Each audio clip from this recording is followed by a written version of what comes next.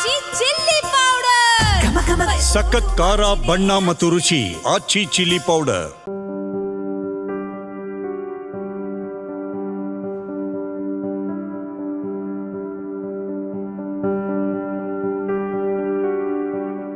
ಸಮೃದ್ಧ ನೀರಾವರಿಯೊಂದಿಗೆ ಆಲಮಟ್ಟಿ ಮುಳುಗಡೆ ಸಂತ್ರಸ್ತರ ಸಮಸ್ಯೆಯನ್ನು ಹೊತ್ತ ಬೀಳಿಗಿ ಕ್ಷೇತ್ರ ಬಾಗಲಕೋಟೆ ಜಿಲ್ಲೆಯ ಜಿದ್ದಾಜಿದ್ದಿನ ವಿಧಾನಸಭಾ ಕ್ಷೇತ್ರಗಳಲ್ಲಿ ಒಂದಾಗಿದೆ. ತಾಲೂಕಾ ಕೇಂದ್ರವಾದ ಬೀಳಿಗಿ ಬಾಗಲಕೋಟೆಯಿಂದ 30 ಕಿಲೋಮೀಟರ್ ದೂರದಲ್ಲಿದೆ.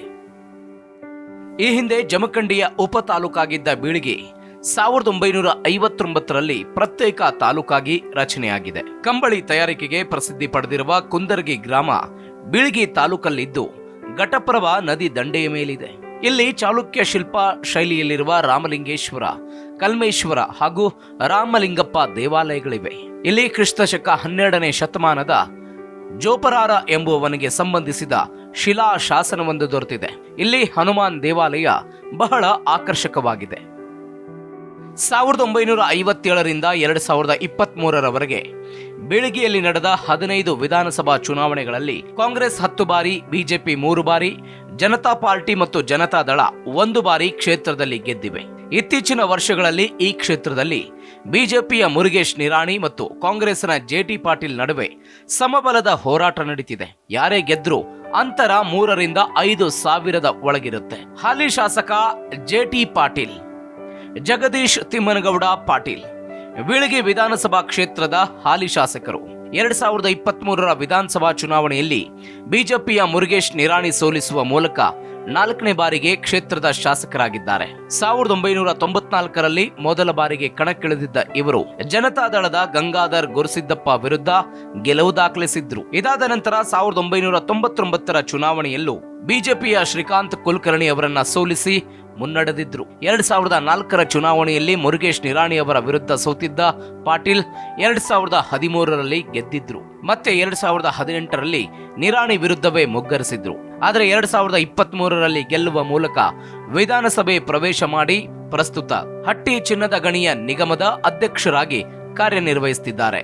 ಮುರುಗೇಶ್ ನಿರಾಣಿ ಲಿಂಗಾಯತ ಪಂಚಮಸಾಲಿ ಸಮುದಾಯಕ್ಕೆ ಸೇರಿರುವ ಮುರುಗೇಶ್ ನಿರಾಣಿ ಹೆಸರು ಮುಖ್ಯಮಂತ್ರಿ ಸ್ಥಾನಕ್ಕೆ ಪ್ರಬಲವಾಗಿ ಕೇಳಿಬಂದಿತ್ತು. ಹೌದು, 2021ರಲ್ಲಿ ಬಿಜೆಪಿಯ ಯಡಿಯೂರಪ್ಪನವರನ್ನ ಸಿಎಂ ಸ್ಥಾನದಿಂದ ಕೆಳಗಿಳಿಸುವಾಗ ನಿರಾಣಿಯವರೇ ಮುಖ್ಯಮಂತ್ರಿ ಆಗ್ತಾರೆ ಅನ್ನೋ ಚರ್ಚೆಗಳು ಶುರುವಾಗಿದ್ದು, 2008ರ ಯಡಿಯೂರಪ್ಪನವರ ಸರ್ಕಾರದಲ್ಲಿ ಬೃಹತ್ ಮತ್ತು ಮಧ್ಯಮ ಕೈಗಾರಿಕಾ ಸಚಿವರಾಗಿ ಕಾರ್ಯನಿರ್ವಹಿಸಿದ್ದ ಇವರು 2021ರಲ್ಲಿ ಕೆಲ ತಿಂಗಳ ಕಾಲ ಗಣಿ ಮತ್ತು ಭೂ ವಿಜ್ಞಾನ ಇಲಾಖೆಯ ಸಚಿವರಾಗಿದ್ರು. 2021ರ ಆಗಸ್ಟ್ನಲ್ಲಿ ಬಸವರಾಜ ಬೊಮ್ಮಾಯಿ ಸರ್ಕಾರದಲ್ಲಿ ಮತ್ತೆ ಬೃಹತ್ ಮತ್ತು ಮಧ್ಯಮ ಕೈಗಾರಿಕಾ ಸಚಿವರಾಗಿ ನೇಮಕಗೊಂಡಿದ್ರು.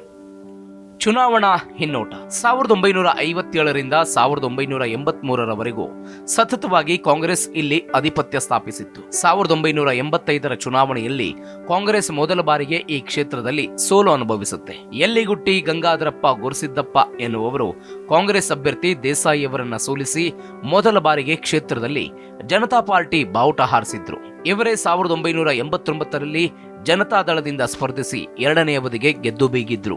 1994ರ ಚುನಾವಣೆಯಲ್ಲಿ ಜೆಟಿ ಪಾಟೀಲ್ ಅವರ ಮೂಲಕ ಕಾಂಗ್ರೆಸ್ ಬೀಳಿಗಿಯನ್ನ ಮತ್ತೆ ತನ್ನ ಹಿಡಿತಕ್ಕೆ ಪಡೆಯಿತು. ಜೆಟಿ ಪಾಟೀಲ್ ಅವರು 1999ರಲ್ಲೂ ಗೆಲುವು ದಾಖಲಿಸುತ್ತಾರೆ. ಇವರ ವಿರುದ್ಧ ಬಿಜೆಪಿಯ ಶ್ರೀಕಾಂತ್ ಕುಲಕರ್ಣಿ 2ನೇ ಸ್ಥಾನಕ್ಕೆ ತೃಪ್ತಿಪಟ್ಟರು. 2004ರ ಚುನಾವಣೆಯಲ್ಲಿ ಬಿಜೆಪಿಯಿಂದ ಕಣಕ್ಕಿಳಿದ ಮುರುಗೇಶ್ ನಿರಾಣಿ 68,136 ಮತ ಪಡೆಯುವ ಮೂಲಕ ಮೊದಲ ಬಾರಿಗೆ ಬಿಜೆಪಿಯ ಬಾವುಟ ಹಾರಿಸಿದರು. ಕಾಂಗ್ರೆಸ್ ಅಭ್ಯರ್ಥಿ ಜೆಟಿ ಪಾಟೀಲ್ 17,325 ಮತಗಳ ಅಂತರದಿಂದ ಸೋಲು ಕಂಡರು. 2008ರ ಚುನಾವಣೆಯಲ್ಲಿ ಮುರುಗೇಶ್ ನಿರಾಣಿ 53,470 ಮತ ಪಡೆಯುವ ಮೂಲಕ ಬಿಜೆಪಿಯನ್ನ 2ನೇ ಅವಧಿಗೂ ಗೆಲ್ಲಿಸಿಕೊಂಡು ಬಂದರು.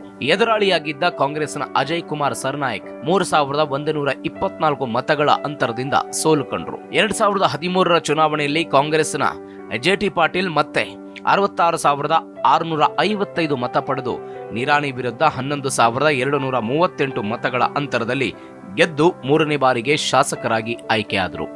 ಆಗಲೂ ಜೆಡಿಎಸ್ ಅಭ್ಯರ್ಥಿ ಬಸವಪ್ರಭು ಅಪ್ಪ ಸಾಹೇಬ್ 20,067 ಮತ ಪಡೆದು 3ನೇ ಸ್ಥಾನಕ್ಕೆ ತೃಪ್ತಿಪಟ್ಟರು.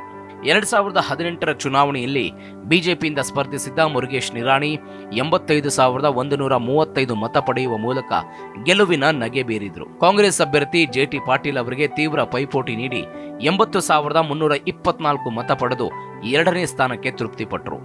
2023ರಲ್ಲಿ ಜೆಟಿ ಪಾಟೀಲ್ 95,652 ಮತಗಳನ್ನು ಪಡೆದರೆ ಬಿಜೆಪಿ ಅಭ್ಯರ್ಥಿ ಮುರುಗೇಶ್ ನಿರಾಣಿ 84,523 ಮತ ಪಡೆದು 11,123 ಮತಗಳ ಮೂಲಕ ಪಾಟೀಲ್ ಗೆದ್ದು ಬೀಗಿದ್ದಾರೆ. ಬೀಳಿಗೆಯ ಜಾತಿ ಲೆಕ್ಕಾಚಾರ. ಬೀಳಿಗೆ ವಿಧಾನಸಭಾ ಕ್ಷೇತ್ರದಲ್ಲಿ 2 ಲಕ್ಷಕ್ಕೂ ಹೆಚ್ಚು ಮತದಾರರಿದ್ದು ಲಿಂಗಾಯತ, ರೆಡ್ಡಿ, ಕುರುಬ, ಗಾಣಿಗ ಮತಗಳು ನಿರ್ಣಾಯಕವಾಗಿವೆ.